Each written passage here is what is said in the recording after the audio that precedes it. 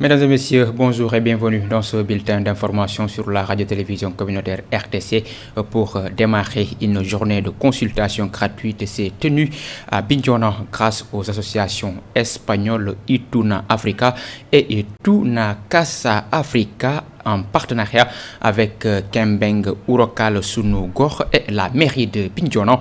Plus d'une vingtaine de volontaires espagnols présents à Kafountine sillonne le département pour offrir des soins. L'étape de Bignona a enregistré une forte affluence. Compte rendu Jakaria Djidjou. La population venue nombreuse est très satisfaite de cette journée. Consultation gratuite. Je suis très contente de cette journée de consultation gratuite, de la qualité d'accueil, la prise en charge est constante et la distribution des médicaments. Le représentant de l'association Kembeng Urokal Sunugor et le maire de la commune de Bignona estiment nécessaire l'organisation d'une telle journée. Aujourd'hui, nous marquons une étape de cette étape dans cet engagement. Nous sommes très fiers d'organiser pour toute première fois, cette fois, une journée de consultation médicale gratuite. Aujourd'hui, nous avons décidé avec ces différentes associations de venir résoudre un problème factuel qui est là au niveau de la population de Bignona. Et nous avons constaté une grande affluence, ce qui démontre encore le besoin en termes de santé au niveau de Bignona. Les partenaires des associations Tukasana Africa et Ituna Africa affirment leur engagement depuis 4 ans pour les populations du département. Consultation générale, comme nous l'avons fait il y a plus de 4 ans. Comme on le fait depuis 4 ans, nous avons des volontaires espagnols au district de Djouloulou. Les gens en ont besoin. Ils vont dans les villes et les villages qui ont vraiment besoin pour faire des consultations gratuites et des dons de médicaments. Donc, dañuy dem ci village yoo xamante ne wala ville yoo xamante ne dañ ko soxla te dañ ma ko laaj wala dañu ko laaj dañuy dem foofu ñu def ay consultation gratuite ak ay dons de médecins. L'affluence pendant cette journée révèle le besoin en soins sanitaires dans le département de Bignona, d'où l'appel des organisateurs au renforcement du plateau médical des structures de santé. Jakaria Djidjou, l'association appuie à l'épanouissement des femmes et des jeunes en milieu défavorisé, a organisé la 3e édition de sa cérémonie de remise de dons aux élèves des écoles de la périphérie de Tambacounda. En préparation, l'association avait renforcé les capacités des élèves en français et en mathématiques et a mené des opérations de reboisement. La présidente Kumba Tandian a encouragé les bénéficiaires à s'engager davantage et à viser l'excellence au micro de Keba Kébé. L'association, après sa création, œuvre pour le leadership et la scolarisation des jeunes, notamment le maintien des filles à l'école et l'autonomisation des femmes. Cérémonie de remise de fournitures scolaires à 45 élèves, dont 32 filles et 13 garçons venus des écoles situées dans la périphérie de la commune de Tambacounda, notamment l'école Abattoir 2, Sarégilel 2 et Saremoud. Donc le contenu des kits, il faut dire que c'est des fournitures scolaires, des cahiers, des composés de cahiers, de matériel géométrique, mais également il y a des kits d'hygiène composés de savon, de pâte à dents, des pâtes de dentifrice, des brosses à dents et également des serviettes hygiéniques pour les filles.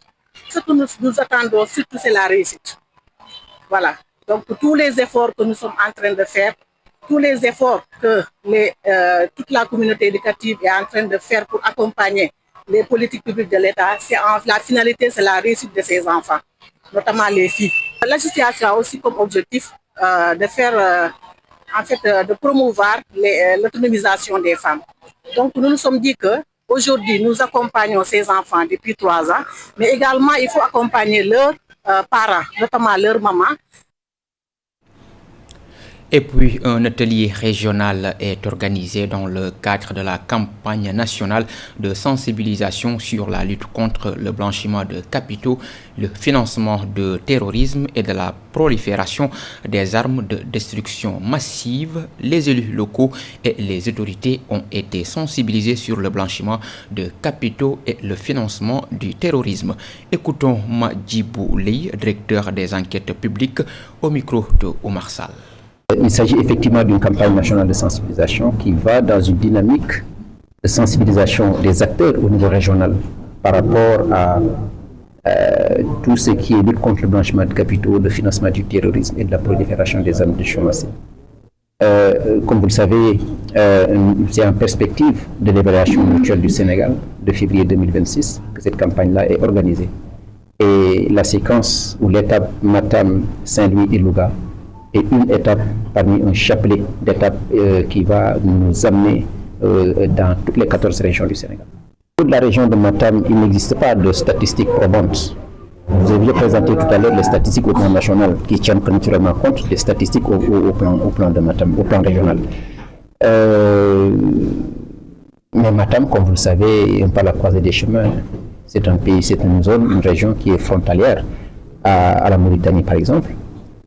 Dans un contexte d'exploitation gazière, mais dans un contexte également d'implantation et d'installation du pôle Nord dans le cadre des politiques publiques. Donc c'est une déclinaison qui va naturellement impacter sur les flux financiers parce que quelque part ça va booster l'environnement des affaires, booster le commerce et cela déteindra naturellement sur l'inclusion financière et sur l'actualité qui guide le cœur de métier de la CENTIF qui est la lutte contre le blanchiment de capitaux.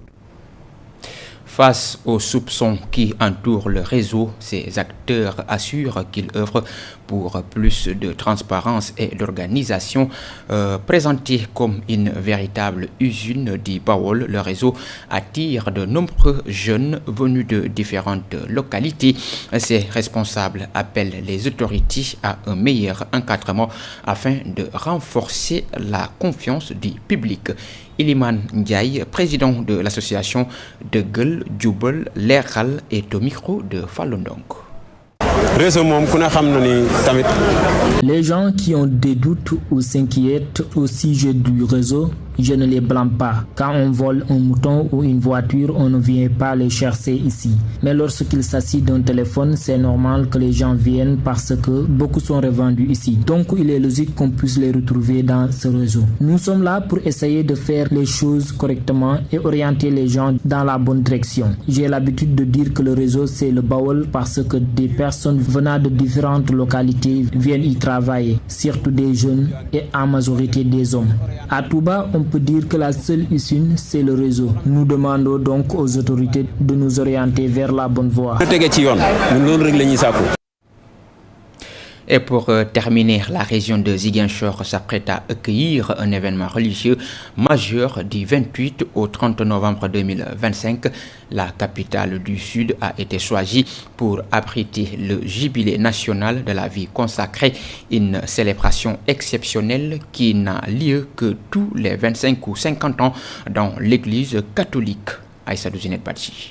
Ziguinchor a été choisi pour abriter le jubilé national de la vie consacrée au Sénégal, un événement religieux d'envergure nationale célébré seulement tous les 25 ou 50 ans dans l'église catholique.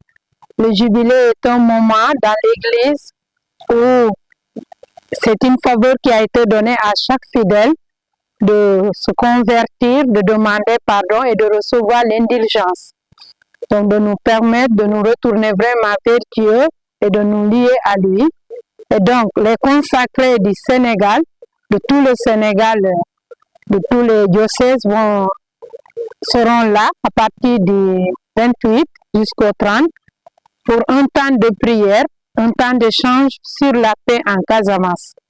Et donc, c'est notre petite contribution que nous pouvons aussi exprimer à la population de la Casamance que nous avons certes tant prié et nous serons vraiment de tout cœur et en présence ici à Ziguinchor. L'adjoint au gouverneur chargé des affaires administratives a assuré que toutes les dispositions nécessaires ont été prises pour prévenir les maladies, notamment la dengue et la fièvre de la vallée des Rifts qui sévissent actuellement le pays. Du comité régional donc, de développement portant sur les préparatifs donc, de l'organisation du jubilé donc, national de la vie consacrée. Un événement très important donc, qui se tient cette année à Ziguinchor. Et c'est la raison pour laquelle justement l'administration est à pied d'œuvre pour assister le comité d'organisation sous en tout cas la direction de l'évêque de Ziguinchor pour prendre toutes les dispositions utiles pour la bonne organisation. À travers cette célébration, l'Église souhaite témoigner sa proximité avec les populations du Sud et prier pour une paix durable dans cette région longtemps marquée par le conflit. Et c'est la fin de ce bulletin d'information sur la radio-télévision communautaire RTC. Merci de l'avoir suivi. L'information continue sur www.iracsenegal.sn. Au revoir.